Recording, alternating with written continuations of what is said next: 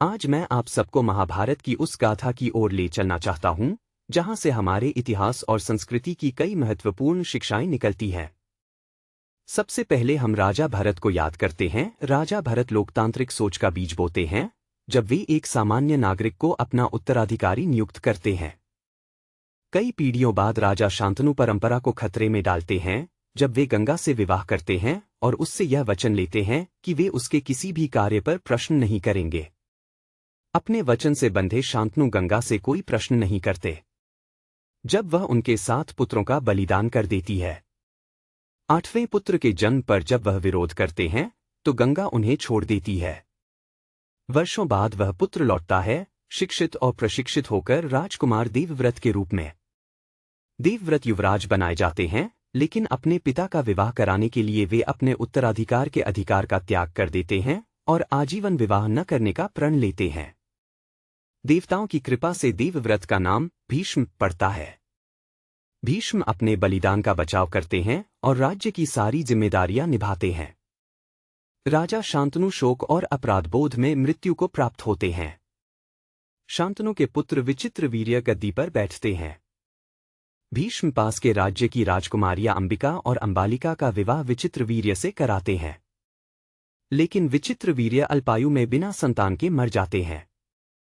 वंश समाप्त होने के संकट से घबराकर रानी सत्यवती अंबालिका और अंबिका से महर्षि व्यास के साथ संतान उत्पन्न करने का आग्रह करती है।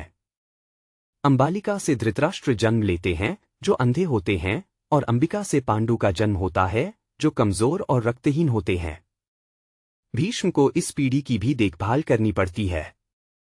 धृतराष्ट्र और पांडु का विवाह क्रमशः गांधारी और कुंती से होता है। धृतराष्ट्र अंधे थे, इसलिए गांधारी अपनी आंखों पर पट्टी बांध लेती है और संसार देखने से इनकार कर देती है। कुंती यादवों के राजा की पुत्री थीं और वसुदेव, भगवान कृष्ण के पिता, की बहन। पांडु कुरुवंश की श्रेष्ठता स्थापित करते हैं। अपने युद्ध अभियानों के दौरान वे दूसरी पत्नी, माद्री को भी ग्रहण करते हैं। युद्धों के बाद पांडु अपनी दोनों पत्नियों कुंती और माद्री के साथ वन में विश्राम हेतु चले जाते हैं। शिकार के समय पांडु गलती से एक ऋषि की हत्या कर देते हैं। प्रायश्चित स्वरूप वे वनवास का निर्णय लेते हैं और राज्य धृतराष्ट्र को सौंप देते हैं। समय बीतने पर 5 पांडव जन्म लेते हैं: युधिष्ठिर, भीम, अर्जुन, नकुल और सहदेव। दूसरी ओर धृतराष्ट्र और गांधारी के 100 पुत्र होते हैं, जिनमें ज्येष्ठ दुर्योधन था। धृतराष्ट्र और गांधारी का ज्येष्ठ पुत्र दुर्योधन भीम से ईर्ष्या करता है और उसकी हत्या की योजना बनाता है, लेकिन भीम अपनी शक्ति और बल से षड्यंत्र को नाकाम कर देता है। धीरे धीरे पांडव और कौरव दोनों बड़े होते हैं और उन्हें शिक्षा दी जाती है। द्रोणाचार्य को उनका गुरु बनाया जाता है। द्रोण उन्हें शस्त्र विद्या और धर्म के नियमों का ज्ञान कराते हैं। अर्जुन अपनी दक्षता और एकाग्रता से सब में श्रेष्ठ सिद्ध होता है। यह देखकर द्रोण उसे अपना प्रिय शिष्य बना लेते हैं। कर्ण का जन्म भी होता है, जिसे रथी अधिरथ और उसकी पत्नी राधा पालते हैं। कर्ण जन्म से ही दिव्य कवच और कुंडल लेकर पैदा होता है। गुरु द्रोण राजकुमारों की अंतिम परीक्षा के लिए उन्हें लक्ष्य भेदन की प्रतियोगिता कराते हैं। अर्जुन अद्वितीय कौशल दिखाता है। अचानक कर्ण आकर अर्जुन को चुनौती देता है, लेकिन उसकी निम्न कुलस्थिति के कारण उसका अपमान किया जाता है। यह देखकर दुर्योधन उसे अपना मित्र बना लेता है और उसे अंग देश का राजा बना देता है। इस तरह कर्ण दुर्योधन का आजीवन साथी और सहयोगी बनता है। पांडव और कौरवों के बीच द्वेष बढ़ने लगता है। एक बार द्रोण राजकुमारों से अपने अपमान का बदला दिलाने के लिए राजा द्रुपद पर आक्रमण करवाते हैं। कौरव असफल होते हैं, लेकिन अर्जुन द्रुपद को पकड़ लाता है। द्रोण बदला लेते हैं और फिर द्रुपद से आधा राज्य वापस कर देते हैं। यह अपमान द्रुपद के मन में भीष्म प्रतिशोध का बीज बो देता है। दुर्योधन पांडवों के विरुद्ध षड्यंत्र रचता रहता है। वह पांडवों को मारने के लिए लाक्षागृह की योजना बनाता है, एक महल जो मोम और लाख से बना था और जिसे आग लगाकर जलाने की योजना थी। लेकिन विदुर की चतुराई से पांडव बच निकलते हैं और सबको लगता है कि वे मर गए। वन में भटकते हुए पांडव एक ब्राह्मण के रूप में जीवन बिताने लगते हैं। वहीं अर्जुन द्रौपदी का स्वयंवर जीतता है, जहां उसने मछली की आंख देखकर धनुष से निशाना साधा। द्रौपदी अर्जुन को पति के रूप में चुनती है। पांचों पांडव मिलकर द्रौपदी को अपनी पत्नी बना लेते हैं। जब पांडव द्रौपदी को घर लाते हैं तो कुंती अनजाने में कह देती हैं कि वे जो लाए हैं उसे आपस में बांट लें। इस वचन को धर्म मानकर पांचों पांडव द्रौपदी को समान रूप से अपनी पत्नी बना लेते हैं। यह असामान्य विवाह सबको आश्चर्यचकित करता है, लेकिन ऋषियों और ज्योतिषियों द्वारा इसे उचित ठहराया जाता है। भीष्म, धृतराष्ट्र और विदुर पांडवों की वापसी पर विचार करते हैं।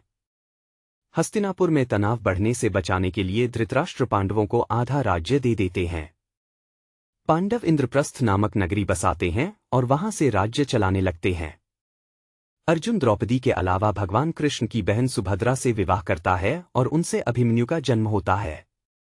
इंद्रप्रस्थ में युधिष्ठिर को राजसूय यज्ञ करने की इच्छा होती है।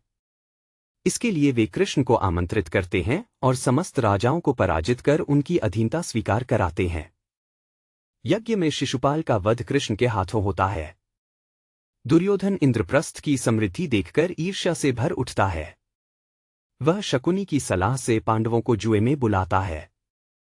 युधिष्ठिर को जुए का मोह होता है और वह सब कुछ हार जाता है, अपना राज्य, अपने भाई और अंततः द्रौपदी को भी। सभा में द्रौपदी को घसीट कर लाया जाता है और उसका अपमान किया जाता है। दुर्योधन उसे अपने वस्त्र उतारने का आदेश देता है।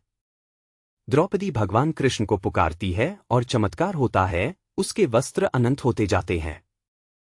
भीष्म और विदुर इस अन्याय को देखकर मौन पीड़ा सहते हैं। अंततः यह निर्णय होता है कि पांडवों को 12 वर्ष का वनवास और 1 वर्ष का अज्ञातवास भोगना होगा। यदि वे पकड़े गए तो फिर से 12 वर्ष का वनवास करना पड़ेगा। वनवास के दौरान पांडव अनेक ऋषियों और दिव्य प्राणियों से मिलते हैं। भीम हनुमान से मिलते हैं, जो उनके भाई सिद्ध होते हैं। अर्जुन शिव से पाशुपतास्त्र प्राप्त करता है और इंद्रलोक जाकर दिव्य अस्त्र शस्त्र हासिल करता है। अज्ञातवास के समय पांडव विराट नगर में छिपकर रहते हैं। युधिष्ठिर राजा के पास द्यूत खेल सिखाने वाले बन जाते हैं। भीम रसोइये का काम करते हैं। अर्जुन बृहन्नला नामक नर्तकी बन जाता है। नकुल और सहदेव घोड़ों और गायों की देखभाल करने लगते हैं। द्रौपदी दासी के रूप में रानी की सेवा करती है। विराट के राजकुमार कीचक द्रौपदी पर बुरी नजर डालता है और उसका अपमान करता है। द्रौपदी भीम से सहायता मांगती है। भीम रात में कीचक को पकड़कर मार डालता है। इससे विराट राज्य में हलचल मच जाती है, लेकिन पांडवों की पहचान फिर भी गुप्त रहती है। उसी समय कौरव विराट पर आक्रमण कर देते हैं। अर्जुन, जो बृहन्नला के रूप में छिपे थे, राजकुमार उत्तर को युद्ध के लिए तैयार करते हैं और स्वयं सारथी बनते हैं। युद्ध में अर्जुन अपनी असली पहचान उजागर करते हैं और अकेले ही कौरवों को पराजित कर देते हैं। इस प्रकार पांडवों का अज्ञातवास सफलतापूर्वक पूरा हो जाता है। अब पांडव अपने राज्य की वापसी की मांग करते हैं। कृष्ण मध्यस्थता के लिए हस्तिनापुर जाते हैं। वे दुर्योधन को समझाने का प्रयास करते हैं कि पांडवों को उनका अधिकार मिलना चाहिए, लेकिन दुर्योधन हठपूर्वक मना कर देता है और कहता है कि वह उन्हें सुई की नोक जितनी भूमि भी नहीं देगा। युद्ध निश्चित हो जाता है। दोनों पक्ष सेनाओं का संगठन करते हैं।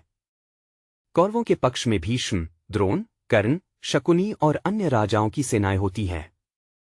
पांडवों के पक्ष में कृष्ण, पांचाल, मत्स्य, यादव और अन्य मित्र राज्य खड़े होते हैं। युद्ध से पहले अर्जुन कृष्ण से कहते हैं कि वे दोनों युद्ध में उनके सारथी बने।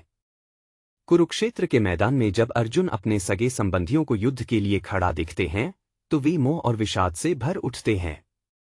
तब कृष्ण उन्हें गीता का उपदेश देते हैं, धर्म और कर्म का मार्ग बताते हैं और अर्जुन को युद्ध के लिए तैयार करते हैं।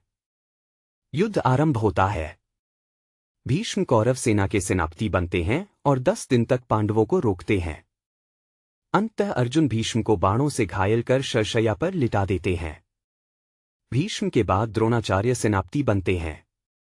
वे भीषण युद्ध करते हैं और कई पांडव योद्धाओं को मार गिराते हैं। अंत में एक छल से उन्हें यह विश्वास दिलाया जाता है कि अश्वत्थामा मारा गया है।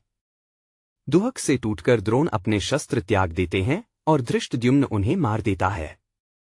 इसके बाद कर्ण सेनापति बनते हैं। वह अर्जुन से भयानक युद्ध करते हैं। अंततः अर्जुन कर्ण को मार गिराते हैं, जब कर्ण का रथ दलदल में धंस जाता है और वह असहाय हो जाता है। दुर्योधन युद्ध के अंतिम दिनों में अकेला रह जाता है।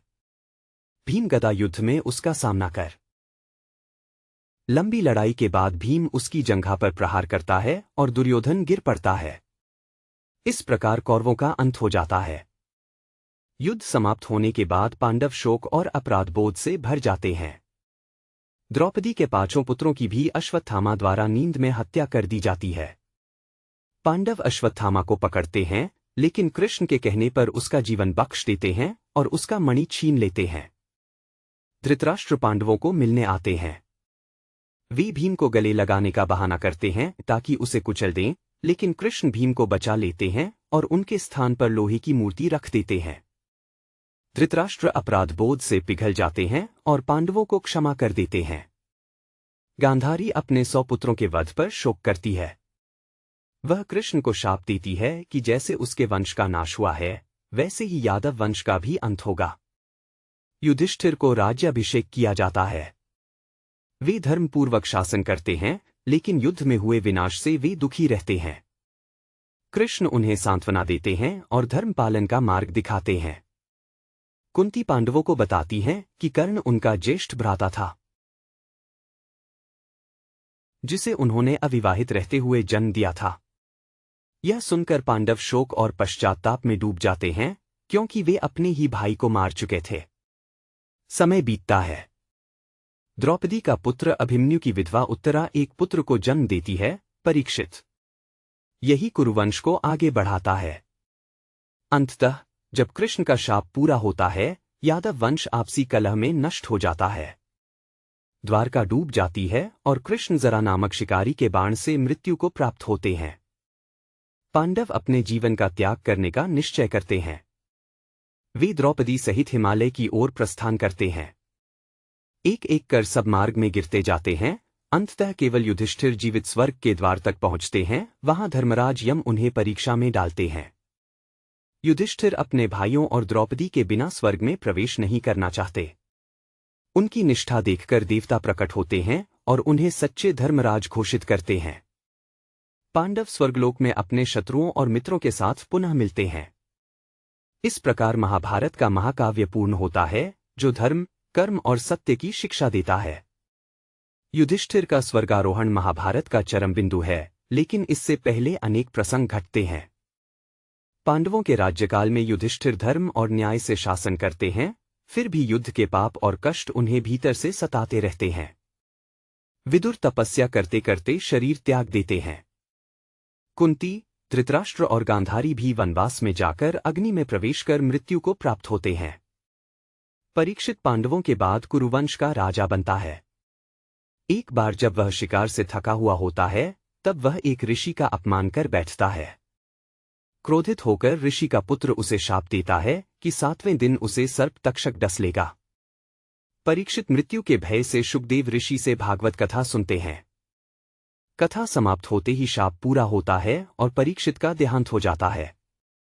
परीक्षित का पुत्र जन्मेजय गद्दी संभालता है। वह नागों से प्रतिशोध लेने के लिए सर्पसत्र नामक यज्ञ करता है, जिसमें सभी सर्पों को आहुति में जलाने का प्रयास होता है।